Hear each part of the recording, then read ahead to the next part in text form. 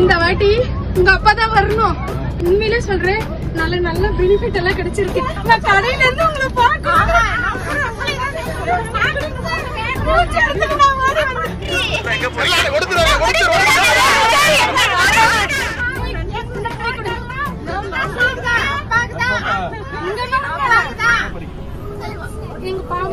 சொன்னாங்க, நான் நிறைய பேருக்கு சொல்லுவேன்.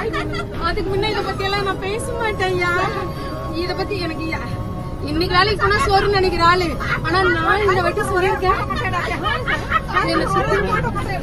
கல்பனா,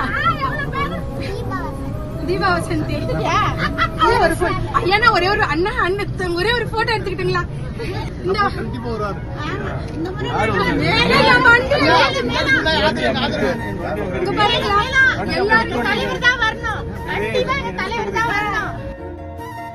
சார் ஒரே நிமிஷம்